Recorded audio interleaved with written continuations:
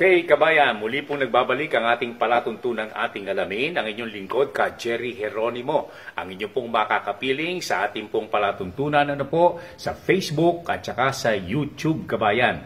Subscribe po kayo sa ating Alamin Official, kabayan. At magkakasama po tayo ng matagalan po sa ating programa. Ang larangan po ng pananakahan, pangisdaan, mga palatuntunang pangkabuhayan, ang ating pong pinag-uusapan sa ating programa. Kasama na rin po ang iba't ibang mga issue, mga bagay, mga balita na ating pong nakikita sa ating kapaligiran, kabayan. Sana po, kabayan, ito pong panalangin po natin ay nasa maganda kayong kalagayan na po lahat po ng ating mga kababayang Pilipino. Ingat po kayo sa ating pong kalabang invisible na COVID, kabayan, sapagkat ito ay mapanganib kung talagang tutusin. Ngayong may dumarami po ang nagkakasakit, bukod sa panalangin, kabayan, ang isaisip po natin pag-iingat ang kailangan ng lahat. Sunod lamang po tayo sa panawagan ng mga dalubhasa sa pagsunod sa mga protocol, kabayan. Nakalulungkot nga lamang po, kabayan ko, na marami pa rin ang nagwawalang bakala, yung pong sinasabing pasaway, may katigasan ng ulo, ayaw sumunod. At may mga tao pa rin na ayaw pa rin maniwala sa bakuna, kabayan. Okay, yan po naman. Sabi nga po nung ilan, okay lamang kung sila lamang po ang magkakaproblema. Nakakadamay pa ng ibang tao, kabayan, kapag kaganyan ang nangyayari. Isipin na lamang po natin na lubhang mabilis kumalat ang ilang variant po ng COVID, kabayan, batay po sa mga ulat at nakikita mo nating pangyayari sa ating kapaligiran. Isipin na lamang po natin na mabilis kumalat po ito at lumalala, kabayan ko, tayo rin po ang mahihirapan. Okay, panawagan at paalala lamang po ito ng kabayan sa lahat po ng mga kababayan po natin na sana po makisama po kayo sa buong sambayan ng Pilipino. Okay, kabayan ko, yan po ang ating panawagan at panalangin sa ating programang palatuntunan po nating ating alamin. Okay? At ito naman pong ating pong bibigyan ng pansin, doon po sa mga hindi pa nabibigyan ng bakuna, magpabakuna na po kayo sapagkat maluwag na po ang bakunahan ayon po sa mga balita. At ito po ay makapamimili na kayo ng mga lugar sa alinmang LGU sa Metro Manila, kabayan. Okay? Yan po ang mga balita tungkol po sa COVID. Pero before anything else, kabayan, I would like to personally express my condolences to the Cannon family of England sa UK, kabayan. Condolences to Steffi Ford of South Africa and Nicola Preston Bell of England, kabayan. Their mother died yesterday at the age of 99. Yesterday was her birthday too, kabayan ko, ayon po sa mga balitang tinanggap natin. And Mr. Richard Cannon was with her till the end. They were my family, kabayan. Adopted family po natin during my brief stay at West Hoathly in England in the late 60s. Again, condolences po. Condolences, and may God bless the whole family, the whole Cannon family, kabayan. At hindi ko makakalimutan ang brief stay ko po sa England, kabayan.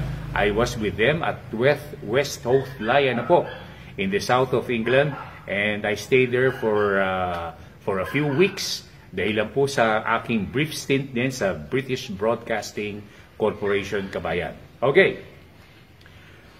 Here too, panay condolences. Condolences to the Lapus family of Tarlac.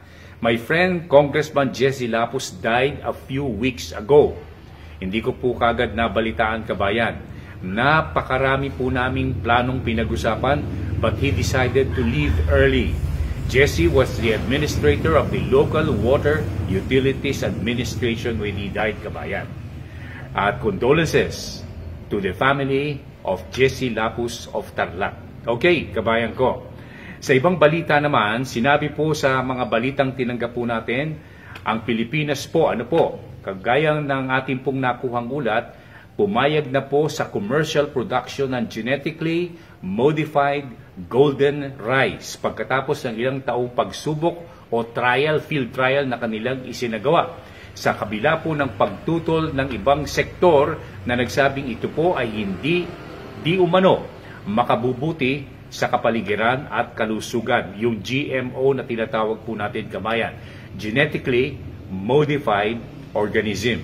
Ayon po sa ulat, ang Pilipinas ang unang bansa sa Southeast Asia na nag-approve ng vitamin A enriched grain for commercial cultivation.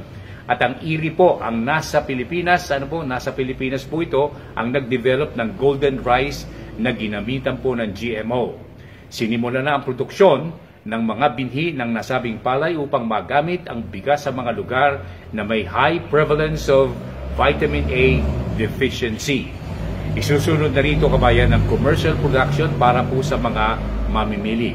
Sinabi po ng PhilRice na walang dapat na ikabahala ang mga tao ukol po sa GMO rice sapagkat ito ay batay sa national and international standards.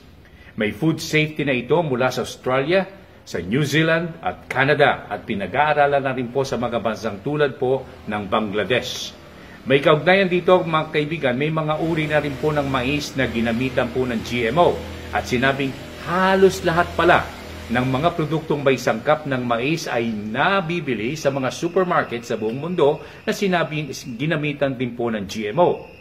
At yan po, kabayan, ay mga bagay na ating pong pinag-uusapan at nais na maging bahagi ng ating palatuntunan, ating alamin. Sa mga darating na araw, muli po nating babalikan ang issue tungkol po sa genetically modified organism, kabayan. Okay, balik po tayo sa mga request at ulat natin sa mga viewers ng palatuntunan ating alamin. Babasahin po natin lahat ng mga pangalan sa mga susunod na pagtatanghal po natin, kabayan ko. At unahin po natin itong mga request mula kay Uchi Liwayway. Sorry po, wala po kaming recipe book tungkol po sa mga pinag-usapan sa mga seminar, kabayan. Mga manual lamang po na gamit sa seminar. Pero specific po ito sa ilang produkto lamang na pinag-uusapan sa mga nasabing seminar tungkol po sa food production. Mula kay David ng Quezon City. Kung Hito Production po ang hanap po ninyo, may Hito Farm si Ginoong Rosendo So ng Samahang Sinag. Check po ninyo sa Messenger. Hanapin lamang po ang Rosendo So ng Sinag. Nagbebenta po siya ng mga fingerlings ng Hito, kabayan. At siguradong sasagutin po niya ang inyong mga katanungan. Mula naman kay Ari Santos Simon ng BSU, Bulacan State University sa lalawigan po ng Bulacan. Naku, yung mga seminar po ng GSK ng ating palatuntunan, ating alamin, ay hinto po muna dahilan po sa COVID, kabayan. Baka pag normal na po, maibabalik po natin ang nasabing mga seminar. Okay, ito po mga pinag-uusapan po natin ay batay na rin po sa mga katanungan at kahilingan sa ating programang ating alamin. Subaybayan po ninyo sapagkat marami po tayong mga pinag-uusapan dito at medyo nalalayo po tayo sa mga regular shooting po natin, feature po natin sa mga lalawigan, sa mga lugar na ating pong pinag-uusapan at dinarayo dahil lang po sa mga problemang tulad po ng COVID, kabayan. Okay, sa mga tanim naman sa ating garden, kabayan, marami po ang gustong magtanim sa backyard. At may kaugnayan dito ay nahalungkat ko ang aking baol ng mga libro, kabayan, at nakita ko po doon ang libro tungkol po sa backyard gardening na isinagawa po ng aming samahan ng Philippine Agricultural Journalist, PAJ, mga ilang taon na ang nakalilipas. At ito po ay sa pakikipag-ugnayan po sa PCSO. Nung mga panahon yon ng PCSO po ay nakikipag-ugnayan po sa aming mga agri-fishery journalist, kabayan ko. At ang pinag-uusapan po natin ay home gardening noon pa. Simula pa sa mga panahon po ni Ginoong Eliseo Carandang, ang dati pong BPI director sa late 60s, kabayan, hanggang sa dumating po ang mga panahon na pinag-usapan po natin ang ating pong mga tinatalakay ngayon. Noon pa po yan. Nag-spin-off po ang programa po natin sa umaga na po, kay Mang Emong at sa isang programa naman ni Mang Gorio, ang ating kaibigang, kung hindi ako nagkakamali, ay si Willie Delgado Sr. po ang nakasama po natin, kabayan. Okay, sa ating pagtatanim, marami ang gustong magtanim po sa backyard at gustong makakuha ng mga added information ukol dito. Well, sa internet, marami po kayong makikitang mga nagpapakitang gawa sa backyard gardening. Sa mga agri-school naman, pwede po kayong matulungan at makipag-ugnayan po kayo sa Cavite State University sa Indang, Cavite, o kaya naman sa Pampanga Agricultural State University sa Magalang, Pampanga.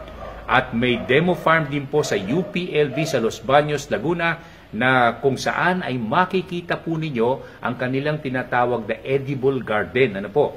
Edible urban garden po na ating tinatalakay sa ating programa. Accessible po ang mga nasabing school, paaralan sa ating pong kapaligiran, kabayan. O kaya naman, kung fisheries po, nariyan po ang Region 3 ng BIFAR na ating pong nakakaugnay, o kaya si Wesley Rosario po, dyan po sa Bunuan, sa lalawigan po ng Pangasinan, sa Dagupan, kabayan. At they will be very willing to answer all your calls and answer all your questions on the fishery projects, kabayan ko. Yun namang mga tanong ukol po sa mga viney plants, kabayan. Recommendations po. Sa akin, ang lahat po ng mga viney plants, okay. Yung pong mga gumagapang, kabayan, sa mga balag, ano po, yan ang viney plants. Pero ang less problematic, kabayan, pipino o cucumber, sigidillas, ampalaya, upo at patola, kabayan. Recommended din po ang ng mga dalubhasa, kabayan ko, ang mga bagay na ating pong nakikitang itinatanim sa iba't ibang bahagi po ng Pilipinas. At medyo may kaugnayan din po sa ating pong pagsasagawa nito ay dapat itatapat po ninyo sa klima at sa panahon ng pagtatanim po ninyo, sapagkat may mga halaman, kabayan, na angkop lamang sa tag-init at may mga halaman din na angkop lamang sa tag-ulan, kabayan. O kaya, all year round, may mga halaman din na pwedeng itanim na kagaya po ng ating mga pinag-uusapan sa ating programang ating alamin. Okay, sa mga binhi, sa Bureau of Plant Industry sa San Andres, Maynila, o kaya naman ay sa BPI Experimental Station sa Los Baños, Laguna, makakakuha po kayo. Yung pong sinasabi po nating heirloom, yan po ay ating pong makikita sa kanila pong mga experimental station. Ang ibig sabihin ng heirloom, kabayan, ay yung pong mga halaman na para pong native, ang masasabi po natin na pwedeng paulit-ulit na itinatanim. Hindi po kagaya ng mga hybrid. Kung minsan, gumagamit po ako ng hybrid, kabayan, ito po ay nagagamit ko sapagkat kulang na kulang sa mga heirloom seeds ang ating pong mga kaibigan sa mga tangkapang ating pong binabanggit. Pero yan po, kabayan ko, ay ating pinag-uusapan sa ating palatuntunan. Okay, naitanong po ng isang Ginoo yung pong tungkol sa mga halaman kagaya po nito. Incidentally, yung pong pepino o cucumber na sinabi kong madali, maganda siguro maipakita po natin pansumandali, kabayan ko, at ititim po natin itong bahagi po ng ating maliit na halamanan o garden, kabayan ko, sa ating palatuntunan ating alamin. Yan po mga banda yan. Pero ito po ang pipino, kabayan ko. Yan pong pipino ay sabi nga po natin ay madaling itanim at talagang madali pong tumubo. Ito po paparamihin ko sapagkat galing ang buto. Ito po yung mga native seeds, pero ang alam ko yung pong mga tanggapan para po sa hybrid, meron din po kagaya po ng condor, meron po silang mga ganyang klase po ng binhi na atin pong pwedeng itanim. Madaling itanim at madali pong mamunga, kabayan, na kagaya po ng ating mga naipakikita sa palatuntunan ating alamin. Nakita po ninyo, medyo yung iba malalaki na po. Yan. At sa ating pong nakikita ang mga pipino na pwede pong itanim.